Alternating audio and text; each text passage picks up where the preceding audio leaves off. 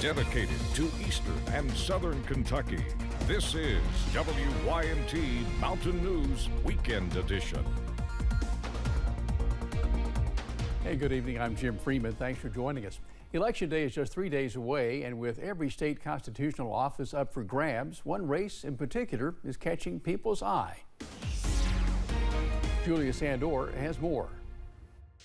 The main focus for election night is the Republican primary. This has been an interesting race for the Republican nomination for governor. With 12 candidates, you've had probably 5 or 6 who have run aggressively, and you've had a couple of perceived front runners, according to the polling. Our very own Bill Bryant takes a look at the race, analyzing the debates and polling.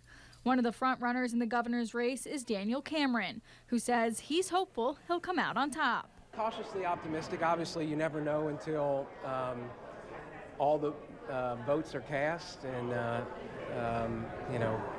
we feel confident though in our opportunity to win this thing and ultimately face Mr. Beshear in the fall. That's one thing that many of the Republican candidates have in common. They believe Andy Beshear will be their Democratic competitor. We're putting the effort in that you need to have if you're going to beat Andy Beshear this fall. So we're proud to embrace that we are the grassroots, people's first, old-fashioned, driving my big red truck to the people and spreading a positive message across our Commonwealth. Ryan Quarles is another candidate doing well in the polls, along with Kelly Craft, who brought out Senator Ted Cruz to her rally on Saturday night. The momentum is amazing, and we are working as if it's, there's no tomorrow. So we are out and about just like we were starting September 7th, and we will be till the last poll closes. Predictions show a low voter turnout, which could mean it's anybody's race. But the indications this year, and the Secretary of State has said, there's a possibility that the total turnout will be 10% or just above that. So there is a lack of interest in this primary campaign for reasons that we will probably find out after the election. In Lexington, Julia Sandor, WKYT. Thank you, Julia. With the state's primary just days away, in-person absentee voting wrapped up throughout much of Kentucky this afternoon. You still have time to drop off completed absentee ballots at designated drop box locations in each county. Polls will be open statewide Tuesday from 6 a.m. through 6 p.m., and we will have complete coverage from WYMT election headquarters as soon as the polls close. The Office of Attorney General is reminding people to report suspected election law violations. You can report any suspected irregularities to the statewide election fraud hotline by calling 1-800-328-VOTE. Tips submitted to the hotline are reviewed by prosecutors, and any complaints that contain allegations of election fraud will be referred to the Attorney General's Department of Criminal Investigations. Well, let me tell you, a lot of us have stayed dry this evening, but in areas that haven't, you have seen the rain. Here's the view from our studios here in Hazard. The rain has stopped falling, but you can see some of the slick roads out there, not necessarily slick, but shiny with the rainfall we've seen. And yeah, and the parking lots across the street as well. We've been watching this thin little area of showers and really downpours. Not a whole lot of thunder and lightning with these, but still seeing quite a bit of heavy rain going down 80 right now from east to west as we head through portions of Leslie County, western portions of Letcher County. That'll be moving over toward places like Cumberland, north of Cumberland, southern parts of Perry County over the next little bit. So it's a good thing a lot of everything got done a little bit earlier today there in Letcher County. Middle and upper 60s out there, still near 70. Part of what's fueling these storms, look at these dew points. They are still in the middle and upper 60s, so it feels kind of juicy out there, and that's what's providing the moisture for these showers and thunderstorms. Your forecast first through the next 12 hours, slowly dropping the storm chances off, but as we head into the day tomorrow, those temperatures, even with clouds, stay in the 70s, and your Mother's Day forecast heading into tomorrow, I think Mom's going to like it. We only have a spotty chance for a shower, but if we do see a shower, more heavy rain a possibility with those temperatures near 80. Jim, I'll have a breakdown of what things look like as we head past the Mother's Day holiday in a few minutes. Sounds good, Evan. Those summertime viewpoints. One small town in Pike County hosted its annual festival this weekend. WYMT's Jordan Mullins has more from Elkhorn City's Apple Blossom Festival and what it means for those who call that community home. Elkhorn City and its annual Apple Blossom Festival started out in a small parking lot. 45 years ago, the late Jim Anderson started this festival for everybody to be able to come into town, bring revenue in, and associate with everybody. And bloomed into what it is today. On Friday and Saturday, hundreds paid a visit to the small Pike County community, bringing in business for brick and mortar locations and mobile vendors alike. It's bringing in new customers into her shop that's not from maybe around here, specifically in Elkhorn.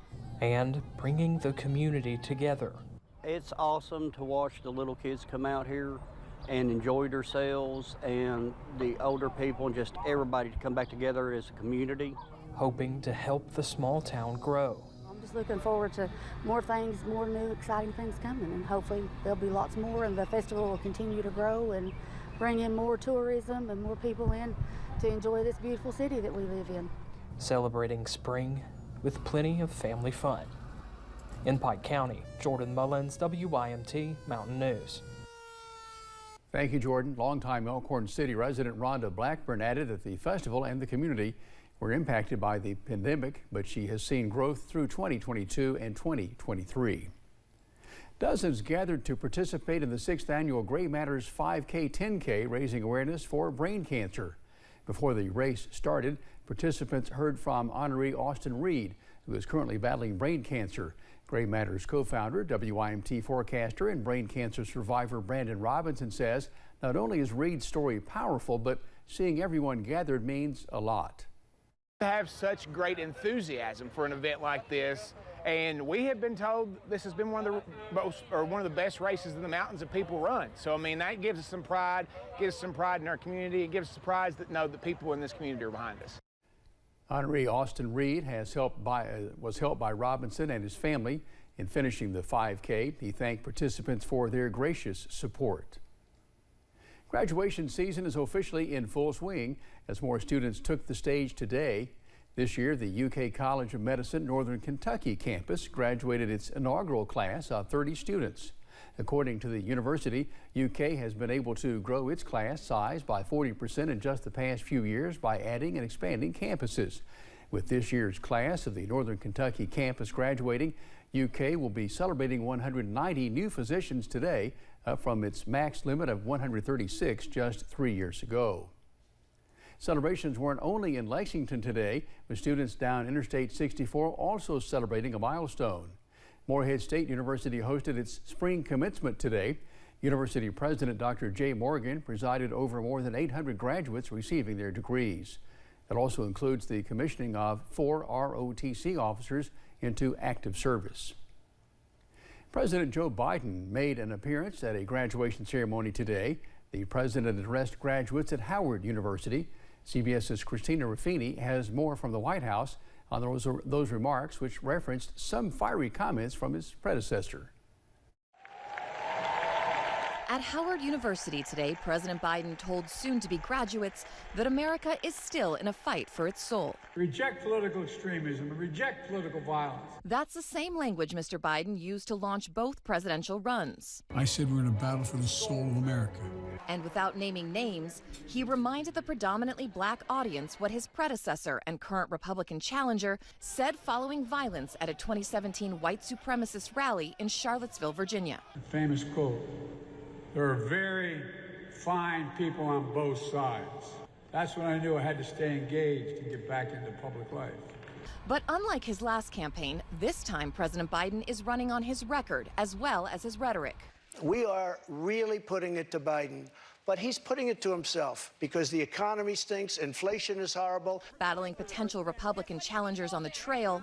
If we make 2024 election a referendum on Joe Biden and his failures, Republicans will win across the board.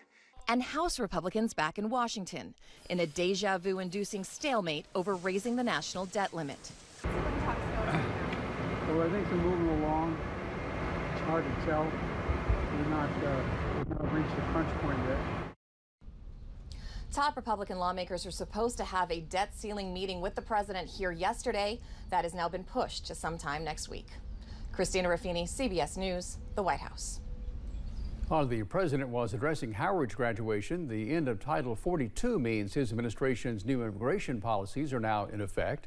Tens of thousands of migrants are awaiting processing as some cities across the country prepare to receive migrants. An estimated 60,000 migrants are waiting near the border to start the asylum process, with 25,000 in Border Patrol custody. Despite facing mounting criticism from Republicans in Congress, administration officials say they've been ready for this day. We have had a plan for more than a year and a half. We've been executing on that plan, and we continue to execute on the plan.